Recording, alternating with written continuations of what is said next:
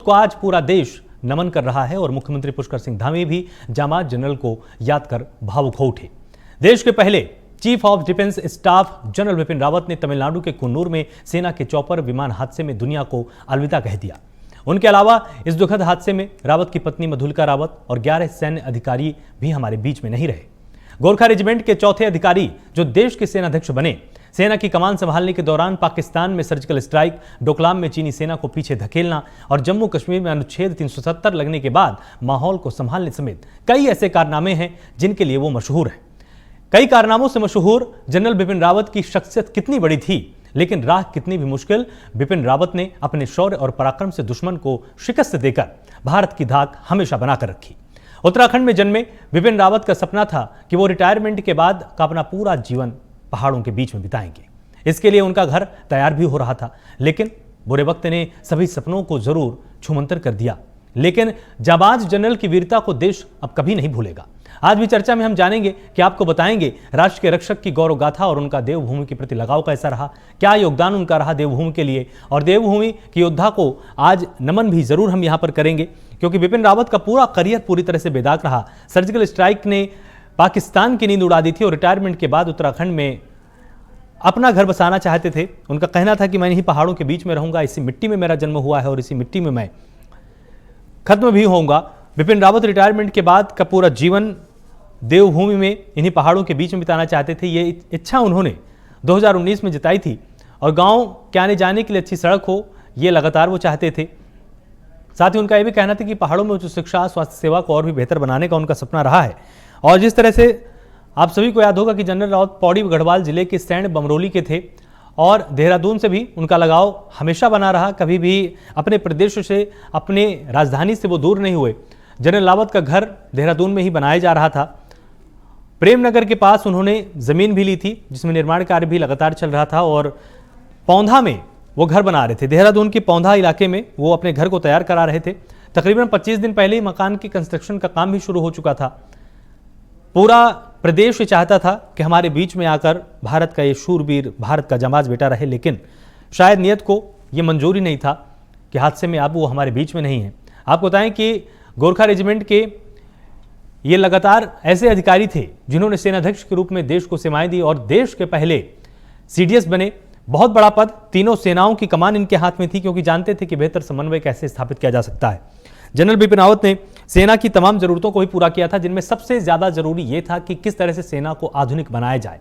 Artillery gun की बात हो, सबमरीन की बात हो, विभिन्न टैंकों की बात हो, ऐसे टैंक जो कि अभेद्य भी हों और जिनमें मारक क्षमता के साथ साथ उनके निशाने को फायर करने की क्षमता सेकेंडों में हो। वो हमेशा ही चाहते थे कि टैंक में एक बार अगर आप निशाने को साध लेते हैं तो उसमें लोड करने के दौरान और फायरिंग के दौरान में काफी लंबा गैप होता है, 15 से 20 सेकंड का। वो इस गैप को भी नहीं चाहते थे।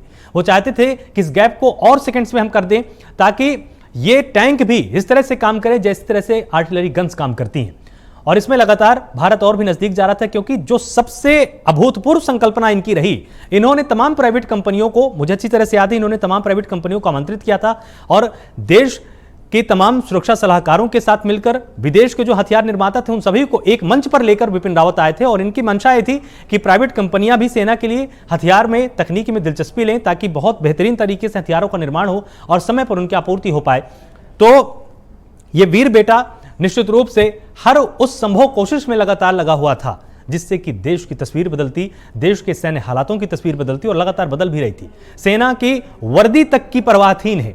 इन्होंने हमेशा यह कहा कि जो भी घाटी पर तैनात लोग हैं उनकी वर्दी भी इस तरह से होनी चाहिए कि वो किसी भी हालात में काम कर पाएं। हर हालात में मेरा जवान सरवाइव कर पाए, इस तरह से उनको वर्दी दी जाए। खान पान की पूरी व्यवस्था हो, कैंटीन में हर तरह का सामान उपलब्ध हो, जो भी सैनिक को चाहिए हर वो सुविधा उसको दी जाए, क्योंकि वो देश की रक्षा भी कर रहा है। उसको भी पूरा अधिकार है कि उसका जीवन बेहतर रहे, क्योंकि जब वो ड्यूटी करता है तो निश्चित रूप से अगर देखा जाए तो उसका जीवन पूरी तरह से इस बात पर दोलन करता है कि अभी जीवन है, शायद कुछ सेकंड्स बाद उसका जीवन ना रहे। तो उस जवान की चिंता हमेशा इन्होंने की। और जिस तरह से लगातार प्राइम न्यूज ने आपको हर एक खबर दिखाई, बहुत सारे सैन्य अधिकारी प्राइम न्यूज से जुड़े थे, उन्होंने अपना भी अनुभव साझा किया कि सैनिकों से बहुत ही सामान्य लहजे में बात करते थे, बहुत ही सामान्य तरीके से बात करते थे। कभी ये इन्होंने नहीं दिखाया कि नहीं मैं एक सीडीएस हूं या मैं सेनाध्यक्ष हूं, इस तरह का रवैया इन्होंने कभी नहीं दिखाया। पूरा बेदाग जीवन जिया है इन्होंने। सैन्य करियर के दौरान एक छोटा सा भी दाग इनकी कॉलर पर नहीं लगा, पूरी तरह से बेदाग, पूरी तरह से ईमानदार। और एक उदाहरण भी यहां पर एक मेहमान दे रहे थे हमको प्राइम न्यूज पर कि जब ये सीडीएस बनाए गए तो गोरखा रेजिमेंट के तमाम अधिकारियों के बीच में बात चलती थी कि अब हमारे गोरखा रेजिमेंट के कुछ अधिकारी जरूर प्रमोट होंगे, लेकिन ऐसा कुछ नहीं किया इन्होंने। हर एक रेजिमेंट को बराबर की तरजीह दी, हर एक रेजिमेंट को बराबर का सम्मान दिया, क्योंकि इनका यह मानना था कि रेजिमेंट कोई भी हो, चाहे मराठा रेजिमेंट हो, चाहे सिख रेजिमेंट हो, चाहे गोरखा रेजिमेंट हो, सभी ने अपना योगदान दिया है, सभी वीर हैं, सभी ने अपने लहू से इस धरती को सुरक्षित किया है, इसलिए कभी कोई भेदभाव रावत ने नहीं किया। सीडीएस बिपिन रावत ने हमेशा यहां पर पूर्ण तरीके से अपने योगदान के जरिए सेना को मजबूत किया। आज सीडीएस बिपिन रावत को पूर्व सीडीएस बिपिन रावत कहते हुए हर एक दिल पसीज रहा है। पूरा देश गमगीन है कि सीडीएस बिपिन रावत को जहां हम गर्व के साथ परिचय कराते थे, आज उनके नाम के सामने पूर्व लग चुका है। लेकिन निश्चित रूप से जो योगदान इन्होंने किया वो अभूतपूर्व रहा, उसी को आगे ले जाकर विरासत के तौर पर यहां पर तमाम सैन्य अधिकारी अब बढ़ाएंगे, ये भी भरोसा सैनिक अधिकारियों को है। और जब तमाम सैनिक अधिकारी प्राइम न्यूज से जुड़े तो उन्होंने एक बहुत महत्वपूर्ण बात बोली कि गमगीन होने से ज्यादा जरूरी यह है कि बहुत ही गर्व के साथ, बहुत ही शौर्य के साथ हम सीडीएस बिपिन रावत को याद करें।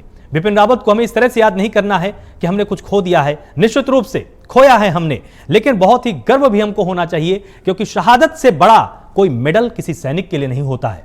ये तमाम उन सैन्य अधिकारियों ने प्राइम न्यूज से बातचीत के दौरान कहा कि यह तो सबसे बड़ा मेडल है जो किसी भी एक वीर सैनिक को मिल सकता है। हादसे का जरूर शिकार हुए, और इसके पहले भी जिस तरह से हम लगातार आपको बताते हुए आए हैं, प्राइम न्यूज आपको बताता हुआ आया है कि नागालैंड की एक बार की यात्रा में चीता हेलीकॉप्टर में ये सवार थे 2015 में, तब भी इनका हेलीकॉप्टर क्रैश हुआ था, लेकिन उस वक्त ये जिंदगी की जंग को जीत कर वापस लौटे थे। और उसके बाद 2016 से लेकर 2019 तक इन्होंने सेनाध्यक्ष का अपना महत्वपूर्ण किरदार अदा किया, पूरी ईमानदारी के साथ, पूरी मजबूती के साथ। और जब धारा 370 हटाई गई, उस समय घाटी में किस तरह से शांति बनी रही, क्योंकि कोई भी ऐसी वारदात आप सबको सुनने में नहीं आई होगी देश में कि अशांति हुई घाटी में। 370 सबसे बड़ा विवाद था इस देश में अगर देखा जाए कश्मीर से जुड़ा हुआ, लेकिन उसको भी सुलझा दिया भारत सरकार ने। उसमें बहुत अहम रोल इन्होंने भी निभाया कि घाटी में पूरी तरह से शांति रही, सैनिक सुरक्षित रहे।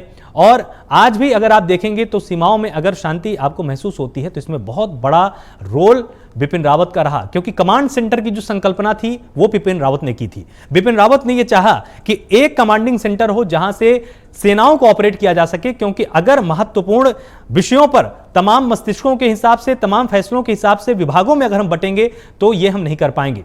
डोकलाम के विवाद के बाद ये और ज्यादा सक्रिय हो गए थे, क्योंकि इनका मानना था कि डोकलाम में जो विवाद हुआ, अगर उसमें निश्चित रूप से समय रहते खबर आने के बाद तुरंत फैसला होता तो ये विवाद बहुत पहले सुलझाया जा सकता था। उसके बाद से इनकी अवधारणा और ज्यादा मजबूत हो गई कि कमांड सेंटर जितना मजबूत होगा उतना ही ज्यादा आसानी रहेगी सैनिकों को वहां पर डिप्लॉय करने में। और इनका यह भी मानना था कि अरुणाचल प्रदेश की सीमा हो, हमारी ईस्ट इंडिया की जो भी सीमाएं हैं, तमाम जो 7 सिस्टर्स हैं हमारे देश की, वहां पर भी सैनिकों की तैनाती इतनी तीव्र हमको करने की जरूरत है कि अगर कभी कोई छोटा सा भी युद्ध छिड़े तो घंटों के अंदर हम अपनी सैनिकों को जमीन पर उतार पाएं, हम युद्ध के लिए बिल्कुल तैयार रहें। ये बहुत दूर की सोच है, क्योंकि इस तरह का कोई युद्ध ना पूर्वी भारत की धरती में लड़ा गया, ना ऐसी कोई चिंता की बात थी, क्योंकि अगर अशांत कुछ रहा है तो घाटी रही है, उसको लेकर हमेशा तमाम सेनाध्यक्ष चिंतित रहे। लेकिन बिपिन रावत हमेशा ईस्ट इंडिया की भी चिंता करते थे। उनका मानना था कि जो 7 सिस्टर्स हैं, जो यहाँ के राज्य हैं, इन पर भी हमको पूरी मजबूती से करना। तो योगदान आज याद करना बहुत जरूरी है, क्योंकि ये योगदान भले ही इनकी यादों के साथ धीरे धीरे धुंधला हो सकता है, लेकिन नहीं, इतिहास बनने से पहले हम सभी को जरूर बार बार ये याद करने की जरूरत है कि ये क्या देकर हमारे देश को गए हैं। आपको बताएं कि जनरल बिपिन रावत थल सेना प्रमुख रह चुके हैं। 2016 से लेकर 2019 तक इन्होंने अपनी सेवाएं दी थी। जनवरी 1979 में सेना में मिजोरम में प्रथम नियुक्ति पाई थी। हमारे साथ रिटायर्ड मेजर एचएस चौधरी जुड़े हुए हैं। एचएस चौधरी, बहुत स्वागत है आपका प्राइम न्यूज पर। सबसे पहला सवाल आपसे यही कि जिस तरह से योगदान की आज हम चर्चा कर रहे हैं, और योगदान इसलिए क्योंकि ये वो अभूतपूर्व एक तरह से तोहफा था जो कि देश का था, देश का हीरा इनको कहना कोई अतिशयोक्ति नहीं होगी, क्योंकि हर मायने पर ये खरे उतरे। पूरी तरह से चमकदार इनका करियर रहा, कोई दाग नहीं, कोई भी ऐसा मौका इन्होंने आने नहीं दिया जिसके चलते इनकी सेवाओं पर, इनकी उपलब्धियों पर एक प्रश्न चिन्ह खड़ा हो सके। क्या नुकसान हुआ है देश का और किस तरह से आप इनको याद करते हैं? देखिए, जनरल बीपीएस रावत जी की आकस्मिक मृत्यु से आज पूरा देश आहत है। देश के हर जवान, हर आदमी, हर व्यक्ति इस बात से बहुत दुखी है कि ऐसे एक योद्धा, ऐसे एक बहादुर और एक सच्चे देशभक्त जनरल का इस प्रकार से आकस्मिक निधन हुआ है।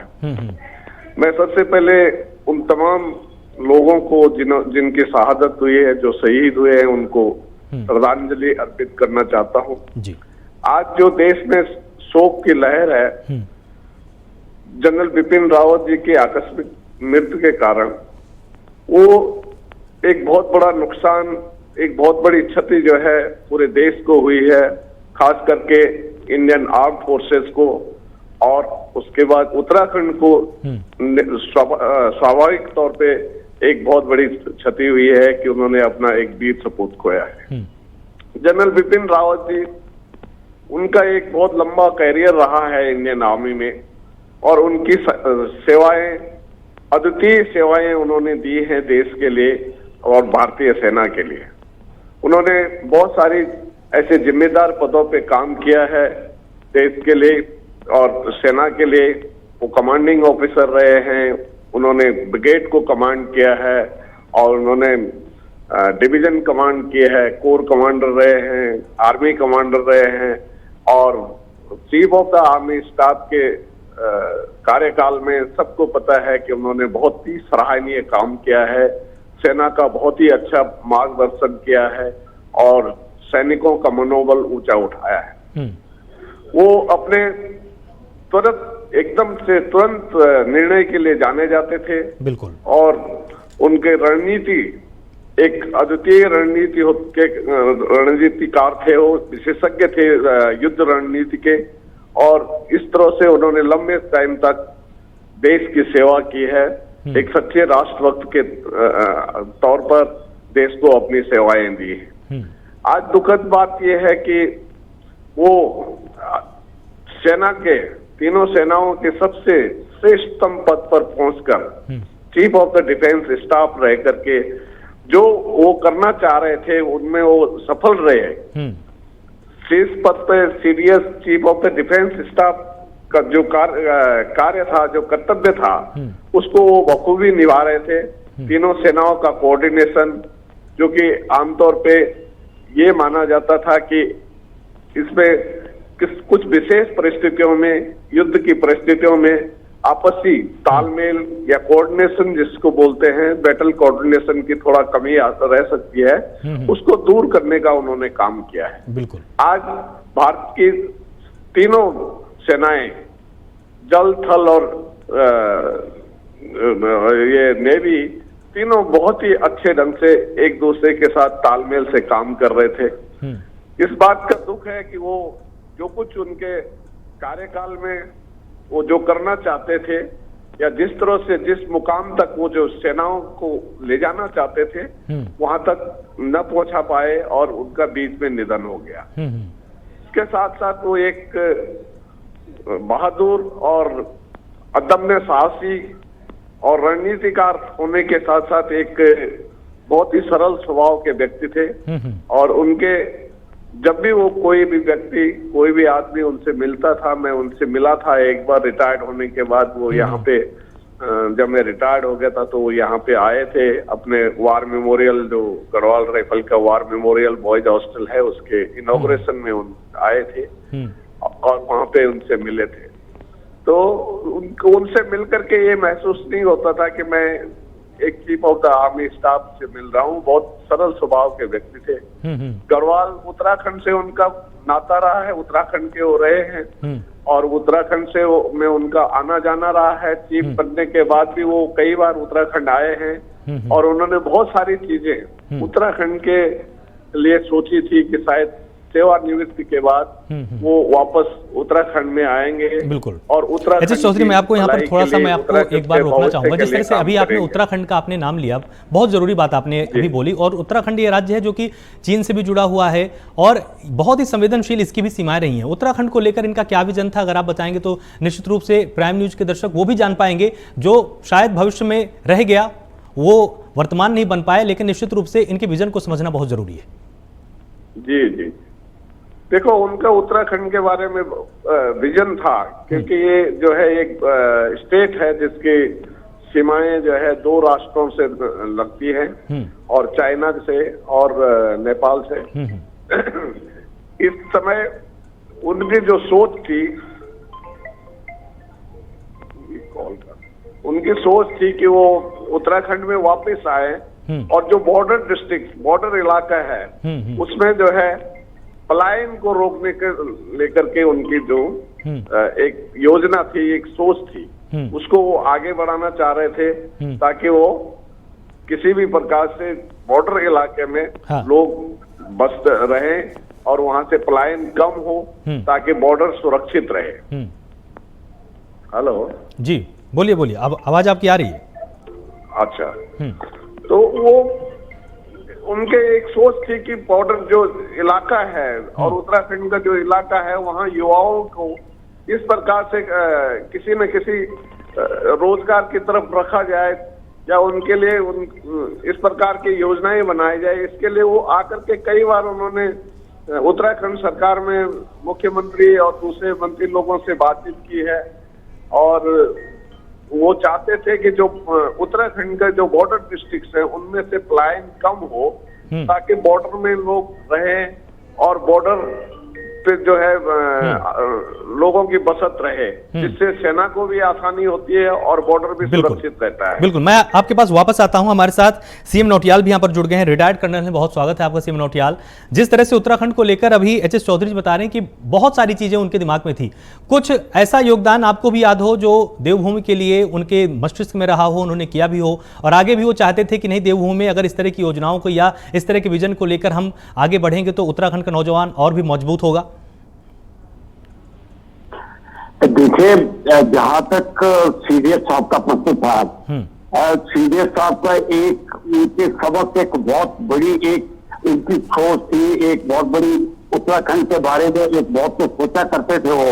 उनमें सबक युवाओं को सशक्त बनाना, युवाओं को रोजगार देकर अपने पांव पे खड़ा करना, ये उनकी एक बहुत बड़ी सोच थी। वो सोचते थे कि पहाड़ों में किसी प्रकार का एम्प्लॉयमेंट नहीं है, किसी तरह के कोई शिक्षा के इतने बड़े साधन नहीं है, और स्वावलंबन के जो है वो कोई प्रावधान नहीं है। तो वो चाहते थे कि जवानों को अधिक, एक सैनिक बाहुल्य प्रदेश है, एक ऐसा प्रदेश है जहाँ के खून के अंदर केवल जोश, सेना और बहादुरी का जज्बा जो है वो बहता है।